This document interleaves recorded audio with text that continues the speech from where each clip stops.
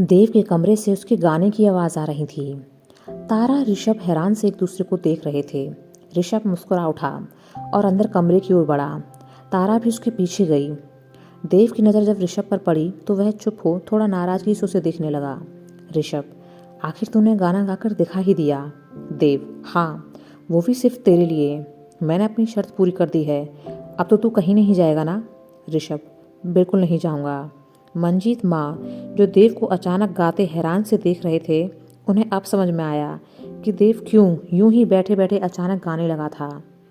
मंजीत माँ और तारा देव के गाने को सुनकर मुस्कुरा रहे थे, पर देव अब भी खामोश सा ऋषभ को देख रहा था। उसे खुद को देखते हुए ऋषभ के चेहरे की हंसी गायब हो गई। वह उसके पास आया और धीमे से बोला, सॉरी, पर क्या करूं? मैं बस इतना चाहता था कि तू एक बार फिर से गाने लगे जैसे पहले गाता था। कबीर यहाँ होता तो उसे कितना बुरा लगता यह जानकर कि तूने उसके जाने के बाद गाना छोड़ दिया है। मैं तुझे कबीर नहीं, बस अपने अतीत के बुरे हिस्सों को भूलने के लिए कह रहा हूँ। माँ मुस्कुराते हुए बोली, क्या बातें हो रही हैं तुम दोनों की? ऋषभ, कुछ नहीं, बस इतना ही कह रहा था कि बहुत अच्छा गाता है। देव अब सभी को देख मुस्कुराने लगा। माँ, मैंने तो कितनी बार कहा इससे कि गाया कर, पर इसने कभी मेरी बात नहीं मानी। मंजीत, हाँ, पर चलो, अभी इसने गाना शुरू किया है तो आगे ऐसे ही दोबारा गाता चला जाएगा। तारा, सच देव, मैं तुम्हें ऐसे गाते देख बहुत खुश हूँ। अब सभी एक साथ बैठकर बातें करने लगे। ऋषभ ने देखा कि देव बार बार उसी की ओर देख रहा है, शायद कुछ बात करना चाहता था। वह अब उठकर कमरे के बाहर आया तो देव भी पीछे पीछे आ गया। ऋषभ, क्या बात है देव, कुछ कहना चाहता था? देव, कुछ खास नहीं, बस इतना बताना चाहता हूँ कि मुझसे गाना तो गवा लिया, पर मैं कभी दिल से नहीं गा पाऊंगा। कबीर हमेशा मेरे साथ रहेगा। ऋषभ मुस्कुराकर देव को देखने लगा। देव, क्या हुआ? ऋषभ, सोच रहा हूँ कि क्या मैं तेरे लिए इतना स्पेशल हूँ कि मुझे रोकने के लिए तूने गाना भी गा दिया जो पिछले 3 सालों से नहीं गाया। देव, अच्छा बच्चू, मुझे फंसाने की कोशिश कर रहा है अपनी बातों में। पहले तो खुद ही ऐसी शर्त रखी और अब खुद की तारीफ करवाने के लिए कैसे बातें बना रहा है। ऋषभ हंस पड़ा। मैं तो हूँ ही बहुत अच्छा, इसलिए तारीफ की ज़रूरत ही नहीं है। तू देख लेना, कुछ ही वक्त में मैं तेरा बेस्ट फ्रेंड बन जाऊंगा। देव, तू और तेरी हरकतें कभी नहीं सुधरेंगी। वैसे तारा नाम के तूफान को कैसे शांत किया तूने? ऋषभ, कुछ खास नहीं, तू तो जानता ही है कि वह बस जुबान की तीखी है, लेकिन दिल की बहुत अच्छी है, इसलिए आसानी से मान गई। देव मुस्कुरा दिया। ऋषभ, चल, कमरे में बैठे सभी लोग सोच रहे होंगे कि पता नहीं हम कहाँ गए। ऋषभ आगे बढ़ा कि देव ने उसे रोका। ऋषभ, रुक तो। ऋषभ, क्या हुआ? देव, आई एम सॉरी, दोपहर को तू मुझसे गले मिलना चाहता था, पर मैं नाराज़गी में नहीं मिला। ऋषभ, कोई बात नहीं, अब मिल ले। देव मुस्कुराते हुए बोला, जरूर। देव जैसे ही ऋषभ से गले मिलने को आगे बढ़ा कि तभी मौली का फ़ोन आ गया। उसने वह काट दिया। ऋषभ, किसका फ़ोन था? देव, मैं बताना भूल गया था कि मौली का फ़ोन आया था सुबह सुबह। कह रही थी कि तुझसे बात करनी है, अभी फ़ोन कर रही है, लड़ेगी मुझसे, तू बात कर ले। ऋषभ, ठीक है, मैं बाद में कर लूँगा। देव, नहीं, अभी बात कर ले, मैं कमरे में जा रहा हूँ, सबको बता दूंगा कि मौली से बात कर रहा है, बहुत जिद कर रही थी। कहते हुए वह कमरे में चला गया। ऋषभ ने अब मौली को फ़ोन किया। दूसरी तरफ मौली बहुत खुश थी। Thank you so much Rishabh.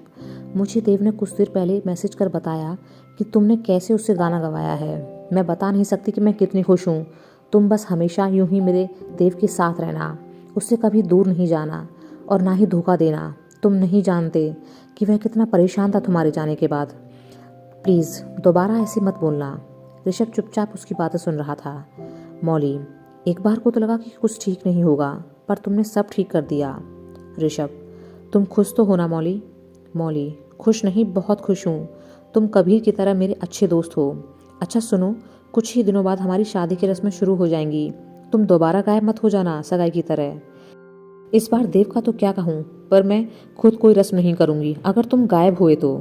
Rishabh मुस्कुरा दिया। हाँ, याद है मुझे, वादा करता हूँ इस बार कोई गड़बड़ नहीं होगी। चलो मैं फ़ोन रखता हूँ, बाद में बात करूँगा। कहते हुए उसने कॉल कट कर दी।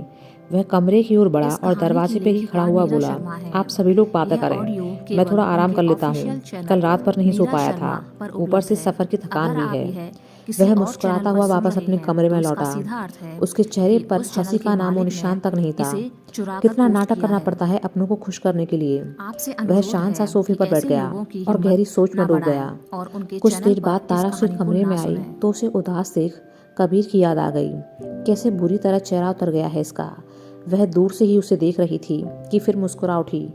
क्या हुआ रावण रॉय, चेहरा क्यों उतरा है तुम्हारा? तारा की आवाज़ सुनकर ऋषभ ने उसकी ओर देखा। तारा ने देखा कि ऋषभ की आंखों में उस वक्त आंसू थे। ऋषभ ने जैसे ही तारा को देखा तो हड़बड़ा कर उठ खड़ा हुआ और अपने चेहरे को दूसरी ओर कर लिया। तारा खामोशी से उसे देखने लगी। ऋषभ ने खुद को संभाला और मुस्कुराते हुए तारा को देखा। तुम यहाँ, क्या हुआ? तारा ऋषभ के पास आकर खड़ी हो गई। तुम्हारी आंखों में आंसू? बाबा की याद आ रही है? ऋषभ, नहीं, वो रात भर सोया नहीं था तो आंखों में दर्द है, शायद इसी वजह से। तारा, तुम दूसरों को पागल समझती हो क्या? सब पता चल रहा है तुम्हारे चेहरे से कि कितने परेशान हो तुम। तुम्हें एक्टर होना चाहिए था। अभी तो कितनी मस्ती कर रहे थे, मुस्कुरा रहे थे, और जैसे ही अकेले हुए तो एक कोने में बैठकर उदास हो गए। आंखों में आंसू भी आ गए। ऋषभ, तारा ऐसा कुछ नहीं है। तारा, ठीक है, तो मैं माँ को यहीं बुलाकर आती हूँ, वही पूछ लेंगी तुमसे कि तुम्हारी आंखों में आंसू थे या नहीं। ऋषभ, ठीक है, तुम जीती मैं हारा। हाँ, मेरी आंखों में आंसू थे, तो क्या करूँ?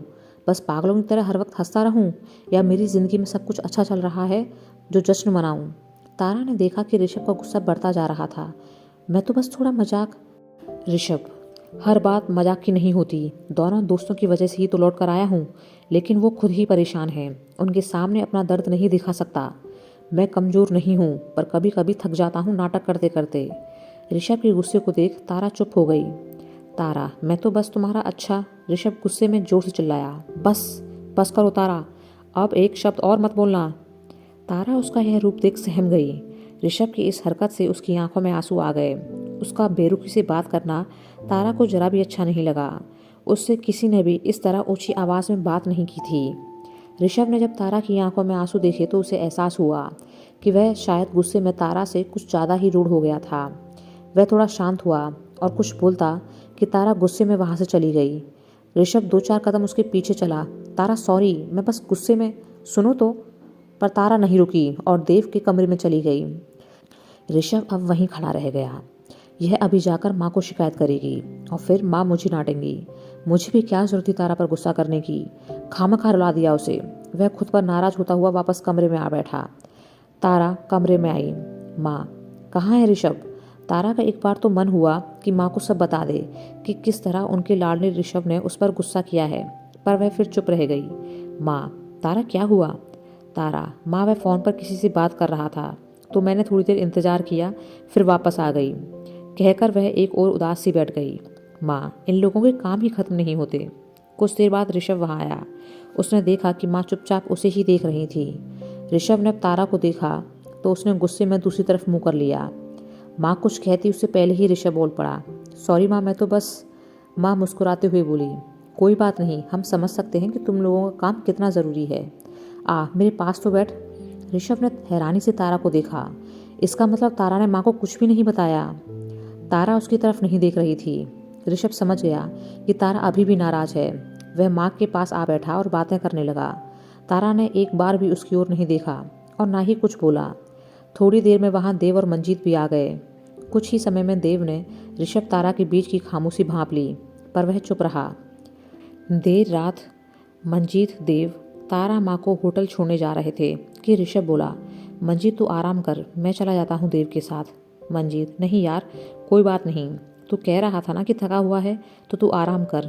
ऋषभ, नहीं, मैं कह रहा हूँ ना कि तू जा, मैं जाऊँगा देव के साथ। मंजीत, लेकिन क्यों भाई, तू आराम करना, मैं हूँ ना, तू क्यों परेशान हो रहा है? ऋषभ मंजीत को गुस्से में देखने लगा। उसे इस तरह देख देव हंस पड़ा। ऋषभ, एक तो ये कुछ समझता ही नहीं है, ऊपर से तू हंस रहा है, समझाना इसे। देव, क्या समझाऊं? मंजीत, और क्या समझूं? ऋषभ, यही कि तारा मुझसे नाराज हो गई है, उसे मनाना है। देव और मंजीत आपस में देखने लगे, फिर वो मुस्कुराकर ऋषभ की ओर देखे।